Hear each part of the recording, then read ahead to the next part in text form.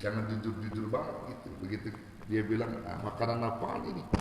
Nah itu nggak enak, orang bisa tersinggung itu. Ya, bisa tersinggung saudara.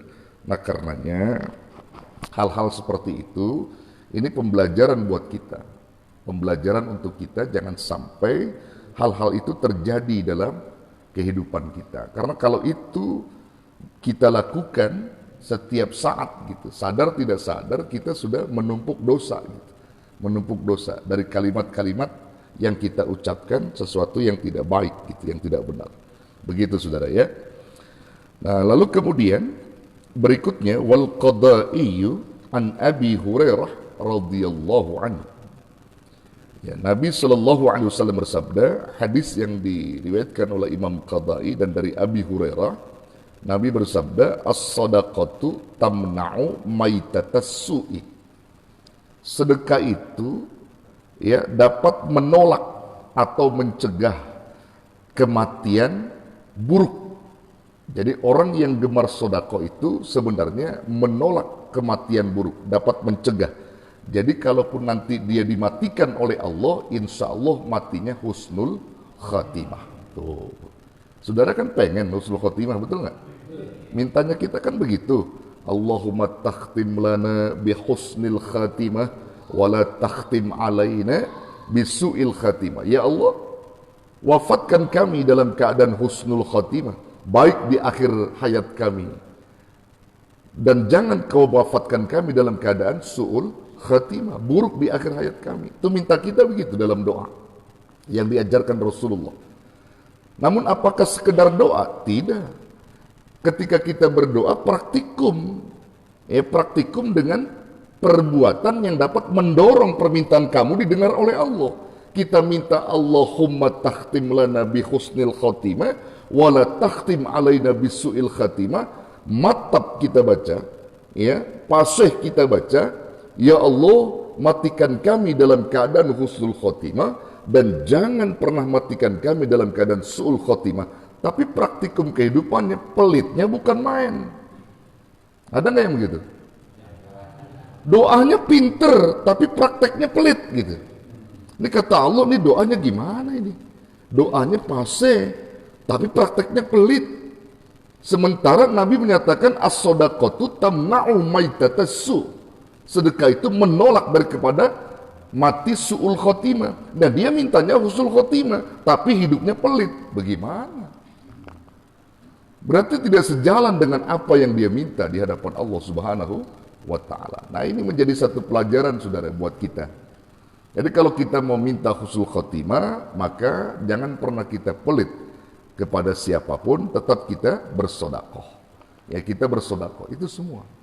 Nah ada juga menyebutkan bahwa sodakoh itu juga di samping tadi menolak kematian daripada su'ul khotimah, juga sebenarnya sebagai bentuk ingatan kita terhadap kematian. Jadi orang-orang yang gemar sedekah itu mengingatkan bahwa apa yang kita keluarkan itu untuk bekal kematian kita.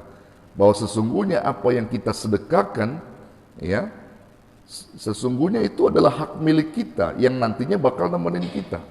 Kalau sesuatu yang kita simpan di bank misalnya, ya, itu bukan menjadi hak milik kita, boleh jadi milik anak kita, istri kita, boleh jadi juga jadi perebutan waris anak-anak kita yang belum mutlak.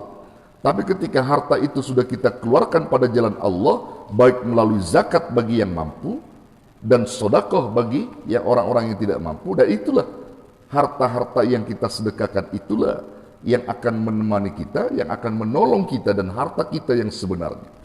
Jadi sebagai bentuk mengingat kematian kita untuk bekal kita.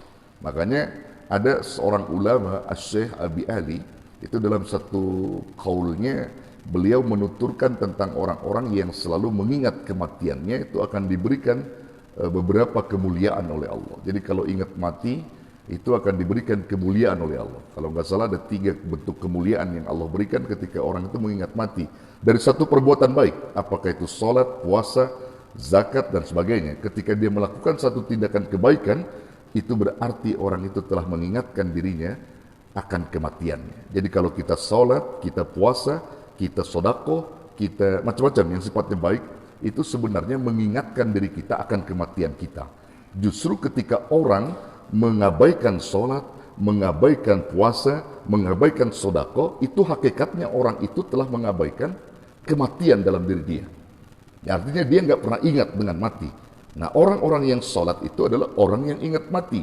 Orang yang sodako itu adalah orang yang ingat mati. Orang yang berbuat kebaikan apapun yang diperintah, itu artinya orang itu mengingat akan kematian dirinya. Nah, orang yang mengingat mati diberi 3 kemuliaan oleh Allah. Man aktsara dzikral maut akramu bis-salasah. Siapa orang yang banyak nginget mati, maka dia akan diberi 3 kemuliaan oleh Allah. Tuh, ingat mati. Nah, sebelum saya utarakan 3 kemuliaan, nah ini ingat mati kan ada 2 kategori nih, ya saudara. Ingat mati ada 2 persepsi nih, 2 kategori. Ya, kategori pertama ini ingat mati yang disebutkan ulama, orang ingat mati jadi sebab takut mati. Ada orang ingat mati, yang kedua jadi sebab rindu mati. Nah, yang pertama, ingat mati, takut mati, nggak diharapkan dalam Islam ini. Nggak boleh.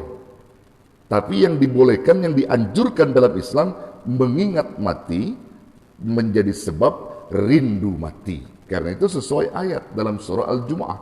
Fatamannaul mauta in kuntum shadiqin. Maka rindukan olehmu kematian jika kalian benar-benar orang beriman. Nah, kalau boleh saudara memilih, kira-kira pilih yang mana nih? Kategori yang mana? Ingat mati, takut mati, apa ingat mati, rindu mati? Ayo saya tanya.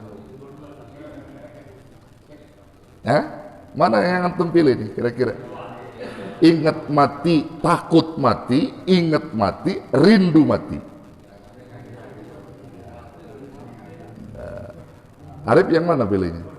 Nomor 2, ingat mati, rindu mati. Kalau rindu berarti kan pengen ya. Keinginan yang sangat, betul nggak? Orang kalau rindu akan kematian berarti kan keinginan yang sangat. Misalnya Arif rindu kekasihnya datang. Kira-kira pengen cepat datang nggak tuh kekasihnya? Cepat ya. Berarti kalau rindu kematian berarti menginginkan supaya cepat kematian itu gitu. Loh kok begitu? Loh kok begitu? Ya kan begitu.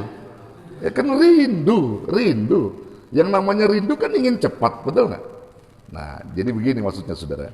Orang rindu mati itu, dia betul menginginkan dan dia pasrahkan semua kepada Allah. Tapi di balik kerinduan itu, itulah yang sebenarnya dia lakukan. Perbuatan-perbuatan solehnya, sholatnya, puasanya, itu yang dia lakukan. Sodakohnya dan seterusnya. Nah, orang-orang yang rindu mati itu adalah orang yang sesungguhnya melakukan apa yang diperintah Allah dan sejauh mungkin meninggalkan apa yang dilarang Allah. Nah, itu orang yang rindu mati. Nah, jadi kalau tadi dikatakan siapa orang yang ingat mati, banyak mengingat matinya, maka dia akan diberikan 3 kemuliaan. Pertama, disebutkan oleh Syekh Abi Ali, yang pertama adalah ta'jilut taubah. Nah, ini jarang-jarang Pak orang begitu. Ta'jilut taubah. Apa ta'jilut taubah? Bersegera taubat. Jadi orang yang selalu ingat mati itu selalu ingat Allah dan mau taubat gitu. Jadi karena apa? Dalam kehidupan mereka tempat salah dan lupa. Manusia itu tempat salah dan lupa. Jadi kita setiap hari itu dikelilingin dosa, Pak. Dosa itu berkeliling dekat kita. Jadi bohong kalau manusia itu suci. Dalam sehari itu nggak punya dosa itu bohong. Nah, karena menyadari orang yang ingat mati, hidupnya dikelilingi dengan dosa, maka kemuliaan itulah yang diberi oleh Allah. Mudah bagi mereka ta'jilut taubah, untuk segera bertobat. Apa maksudnya? Mereka perbanyak istighfar, lalu mereka dekatkan dirinya kepada Allah, perbanyak istighfar. Jadi kalau dia melihat sesuatu yang bukan mahramnya di jalan misalnya, banyak maksiat, dia istighfar, astagfirullahaladzim, astagfirullahaladzim. Lantas dia takut sama Allah, malu kepada Allah. Nah, itu orang yang ingat mati. Jadi saudara ingat mati, lalu begitu jalan ngelihat perempuan yang bukan mahram, pakai rok mini, you can see. Nah, kira-kira gimana? Nah, tuh sekalian, ya. Ya kalau orang yang tadi diberi kemuliaan langsung istighfar. Astagfirullahaladzim. Jangan ngomong istighfar melotot matanya. Astagfirullah, jangan. Ya, jadi mesti kembali mohon ampun pada Allah bahwa dia telah dipengaruhi dengan dosa tadi. Belum lagi dosa ucapan, dosa pendengaran, macam-macam. Maka orang yang tadi ingat akan matinya, takjil toba ini ada dalam kehidupan mereka. Tuh kelebihannya Pak. Takjil toba. Dia selalu segera bertobat. Makanya kalau orang yang nunda-nunda tobat itu hakikatnya dia lupa sama mati Pak. Orang yang nunda-nunda tobat itu hakikatnya lupa sama mati. Tapi kalau orang yang segera bertobat, takjil toba, orang itu berarti telah mengingat kematiannya. Begitu sudah. Takjil toba, ingat tobat. Satu ya. Kemudian yang kedua, orang yang ingat mati itu akan diberi kemuliaan oleh Allah. Yang kedua, wa qana'atul qalbi. Hatinya tenang, hatinya lapang hatinya. Artinya apa? Dia itu tahu yang memberikan ketenangan batin itu bukan kekayaan, bukan kedudukan, bukan jabatan, tapi ketenangan batin itu didapat dari Allah yang menurunkan ketenangan. Karena itu dia selalu mengingat Allah dan memperbanyak zikir kepada Allah. Semakin dia banyak berzikir kepada Allah, semakin tenang hatinya. Alladzina amanu wa tatma'innu qulubuhum bidzikrillah. Ala bidzikrillahi tatma'innul qulub.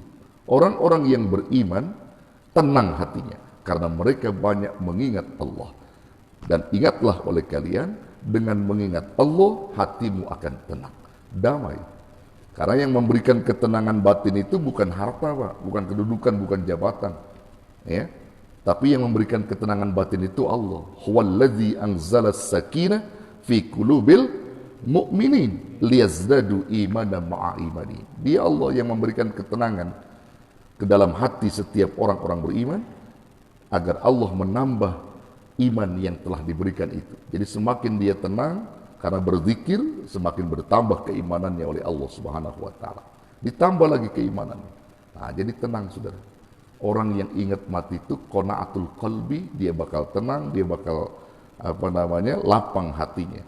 Jadi menerima segala apa yang diputuskan Allah Subhanahu wa taala, terima. Jadi keliru, saya katakan lagi, keliru orang yang menganggap bahwa ketenangan itu melalui harta. Keliru Saudara. Keliru lah. Keliru. Kedudukan, keliru. Berapa banyak orang yang banyak kedudukannya gelisah. Berapa banyak orang yang banyak hartanya juga gelisah. Tapi orang-orang yang tenang hidupnya karena Allah Subhanahu, ini akan memberikan pengaruh yang luar biasa. Apalagi dia punya harta, dia punya kedudukan, dia ingat Allah, maka harta dan kedudukannya itu digunakan untuk perjuangan di jalan Allah. Itulah orang-orang yang qanaatul qalbi. Tapi kalau orang yang enggak qanaatul qalbi, punya kedudukan sombong, punya harta sombong, nah itu orang yang enggak qanaatul qalbi. Dia merasa dirinya tidak akan pernah puas dunia ini dia miliki kalau dia belum memiliki segalanya. Sombong orang itu. Tapi kalau orang qanaatul qalbi enggak serakah. Kalaupun Allah takdirkan dia menjadi orang kaya, ya, tapi kekayaannya itu dia gunakan untuk perjuangan di jalan Allah. Kedudukannya pun sama. Dia membela yang orang-orang yang benar. Begitu Saudara. Nah, jadi qanaatul qalbi ini penting Saudari, ya. Penting untuk kita. Itu orang yang ingat mati itu tenang hatinya, dia bakal menerima apa yang diputuskan Allah Subhanahu wa taala, lapang dadanya. Itu yang kedua. Lalu kemudian yang ketiga Saudara. Orang yang banyak mengingat mati, Allah akan berikan kemuliaan kepada mereka itu apa? Ya, wan nasyatul ibadah, rajin sama ibadah. Itu tadi yang saya bilang, rajin sama ibadah, salatnya, puasanya, zakatnya, sodakohnya, rajin gitu, rajin. Jadi nggak ada jeda bagi mereka dalam hal peribadatan kepada Allah.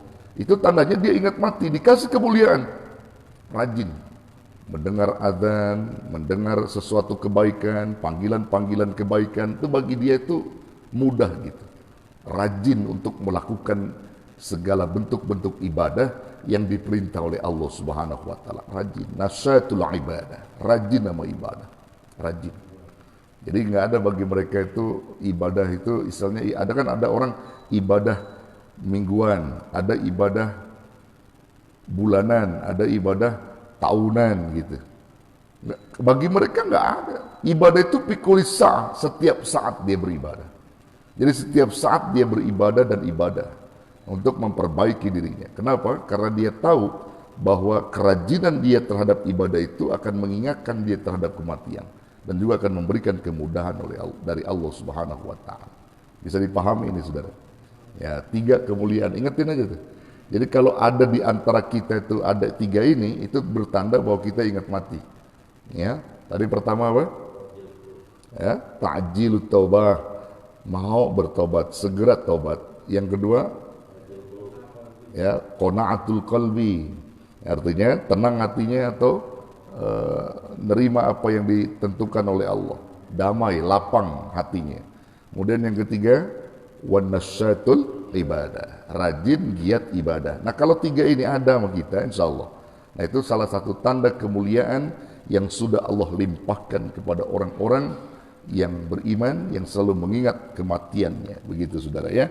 Nah jadi jelas itu, sodako kalau disebutkan Nabi, as-sodaqatu tamna'u maitatassu, itu salah satu bagiannya. Sedekah itu dapat menolak daripada kematian buruk, begitu. Nah berikutnya hadis yang diriwayatkan oleh Imam Tabrani, wa Tabraniyu an Uqbah ibni Amir radhiyallahu anhu, anna as-sadaqata la tudfi'u an ahliha harral qubur wa innama yastadhillul mu'min yaumal qiyamah fi dhilli sadaqatih. Hadis dari Imam Tabrani, riwayatnya Imam Tabrani dari Uqbah bin Amir radhiyallahu anhu, anna sadaqata, bahwasanya sedekah itu la tudfi'u an ahliha harral qubur, dapat menghindarkan dari pelakunya akan panasnya kubur. Nah, jadi orang yang rajin bersedekah itu dapat menghindarkan dirinya nanti ketika dikubur dari panasnya kubur. Ya, dari panasnya kubur. Karena di kubur itu kan ada 2 Saudara. Ada 2 pilihan. Kalau enggak raudhah min riyadil jannah, kalau enggak hufrah min hufarid jannah. Taman-taman surga atau jurang daripada jurang api neraka. Panas. Nah, orang yang ahli sedekah itu dapat dihindarkan dari panasnya kubur itu. Ya. Bahkan wa innama yastadhillul mu'min, ya, dan sesungguhnya orang mukmin itu yaumal qiyamah, pada hari kiamat, fi dhilli sadaqatih, hanya akan dapat naungan dari sedekahnya. Jadi orang-orang mukmin yang rajin bersedekah, dia akan dinaungi oleh Allah Subhanahu wa taala, mendapatkan perlindungan pada hari kiamat. Yang dimana tidak ada perlindungan kecuali perlindungan Allah Subhanahu wa taala.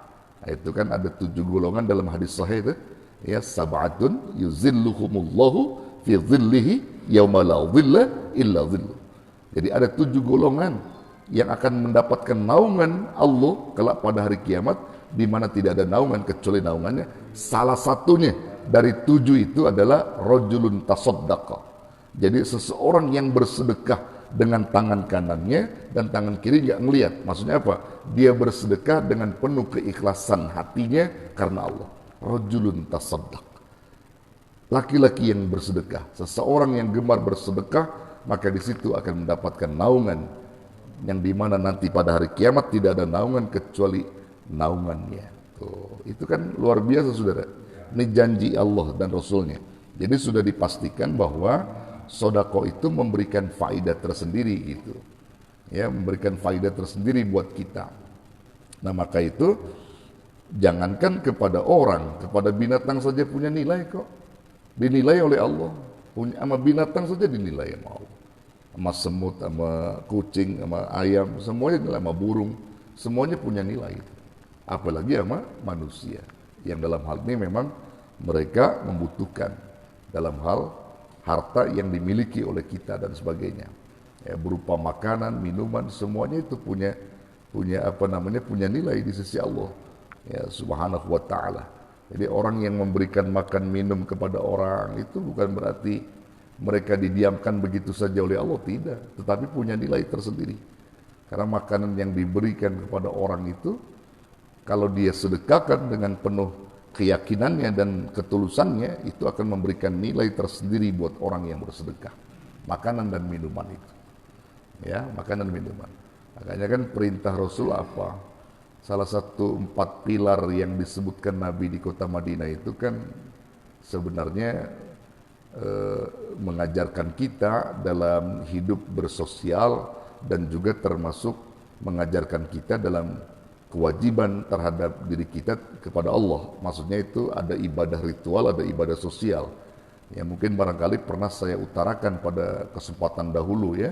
4 pilar di kota Madinah yang Rasul sebutkan ketika itu untuk bisa memperbaiki segala lini kehidupan mereka dan juga dapat memberikan ketenangan batinnya sampai selamat dia di saat berjumpa dengan Allah.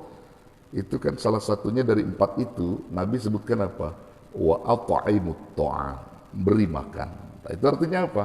Beri makan itu mengajarkan sedekah. Jadi jangan pelit dan kikir, kasih makan orang.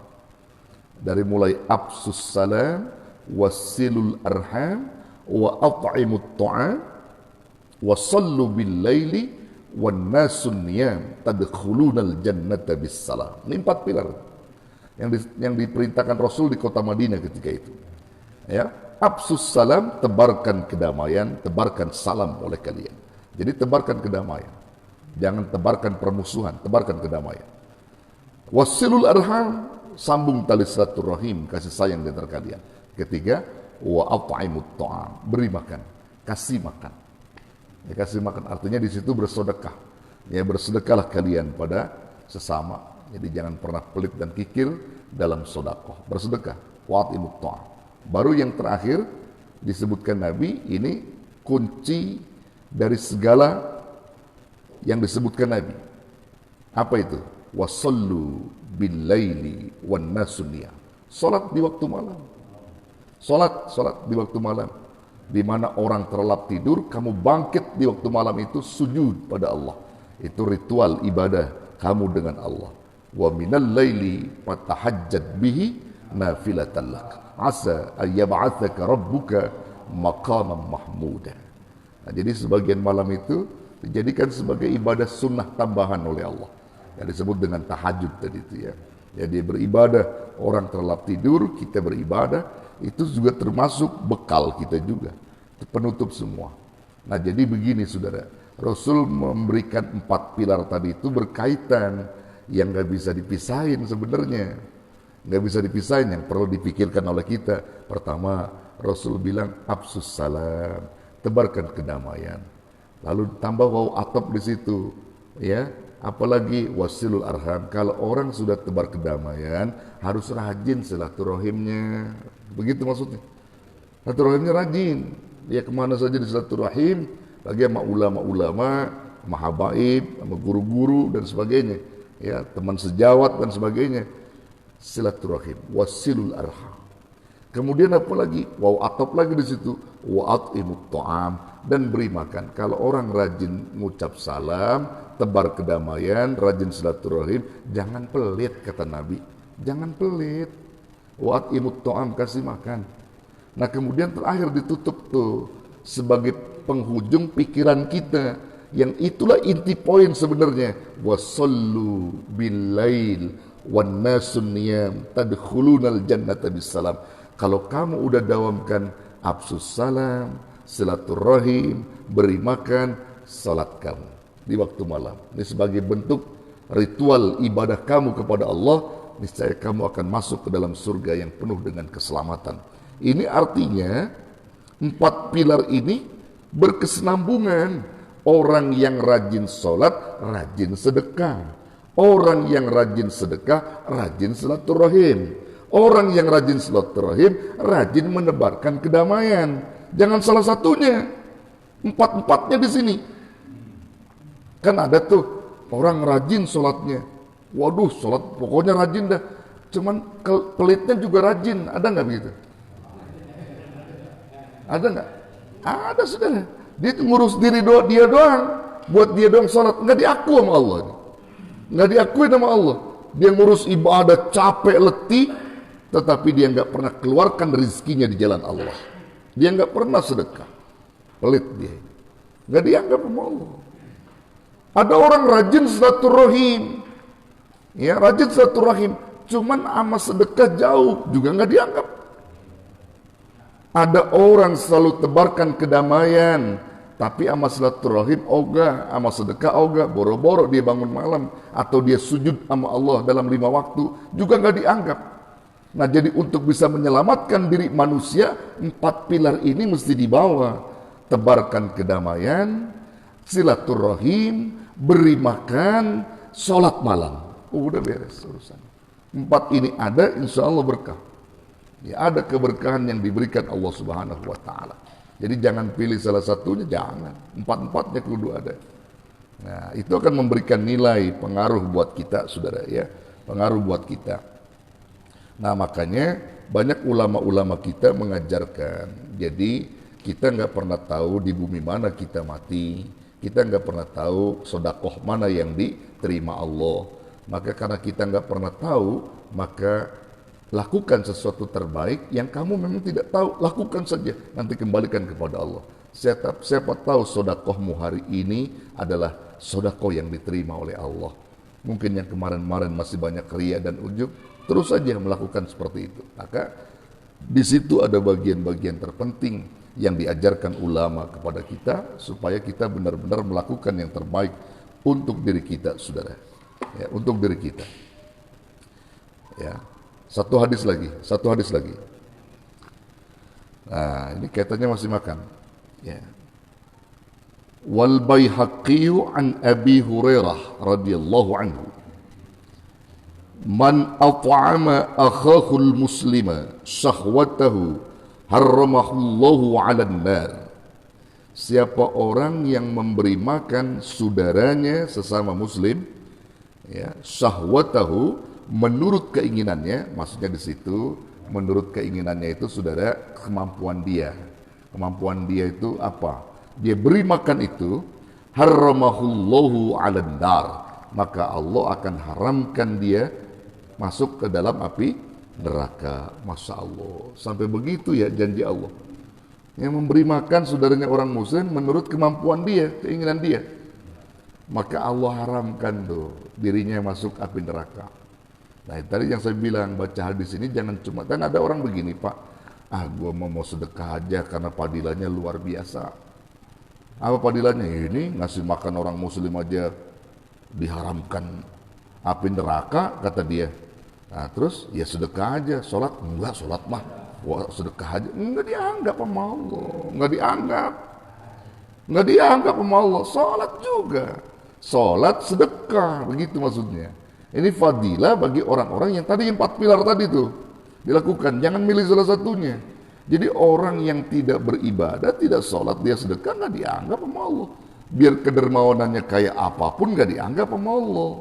Nah, jadi ini kan memberikan rangsangan bagi orang-orang yang taat, saudara. Bagi orang yang taat, sholatmu dihitung, sedekahmu dihitung. Ya, dihitung oleh Allah Subhanahu wa Ta'ala. Nah, jadi siapa orang yang memberi makan orang muslim, ya, lalu Allah akan haramkan dia masuk ke dalam api neraka lantaran kedermawanan dia terhadap muslim dalam hal memberi makan. Begitu, saudara ya. Nah, wallahu a'lam bissawab. Ini masih banyak hadis-hadis yang kita akan bahas tentang fadilah sedekah sunnah dan juga termasuk ayat-ayatnya. Pada pertemuan berikutnya kita akan lanjutkan insyaallah. Saya kira ini saja yang disampaikan lewat ta'lim kita malam ini.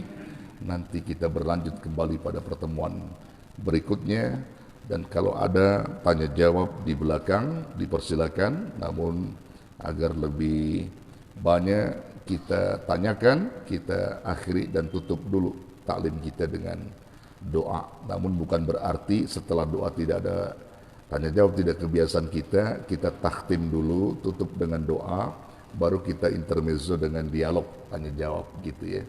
Ya, baik saudara, kita berdoa. Kita berdoa. Wa'fu anna ya Karim, wa'fu anna ya Rahman, wa'fu anna ya Rahim. Amin ya Allah ya Rabbal Alamin. Bismillahirrahmanirrahim.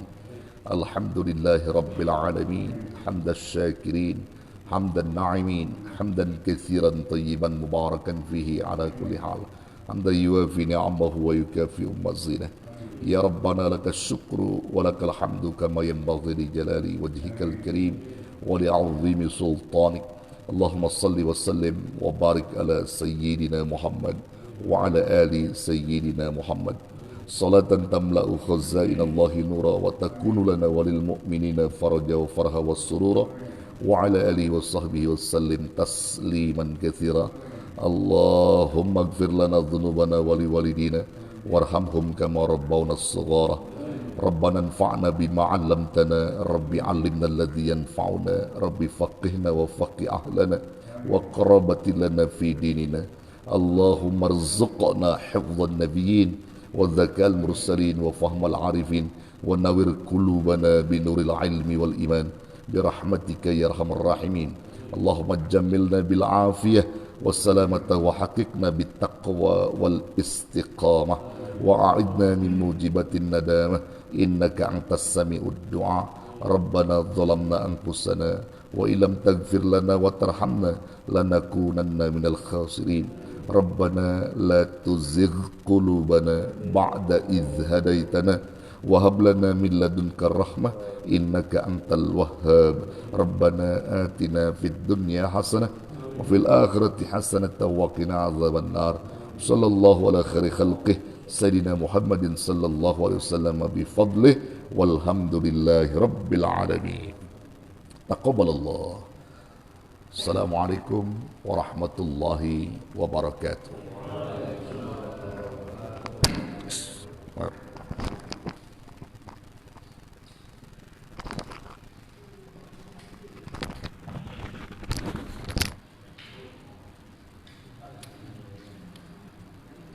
Itu baru jelas, suaranya baru jelas. Hah?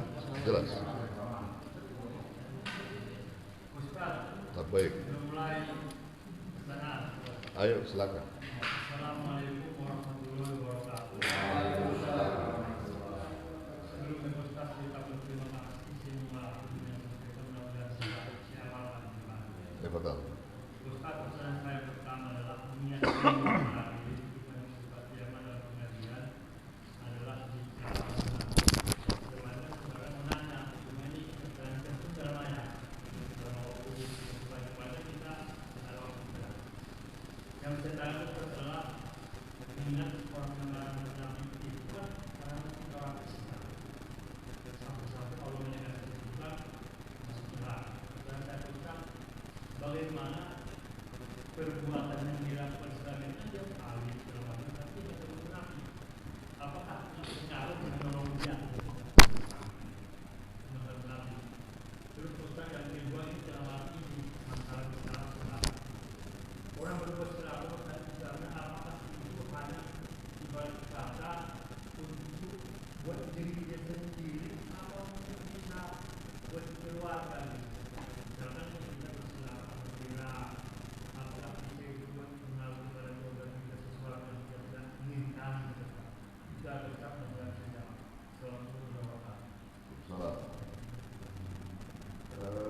Orang-orang munafik itu memang di situ adalah musuh yang sebenarnya terberat di dalam mukmin. Karena kalau munafik itu sudah jelas ayatnya. Ya innal munafiqina fi darkil asfal. Orang-orang mukmin munafik itu adanya di neraka. Jadi kalau mereka setelah berbicara berdusta, dipercaya berkhianat, berjanji mengingkari, nah bahkan mereka selalu ingin menghancurkan. Itu yang perlu dicatat.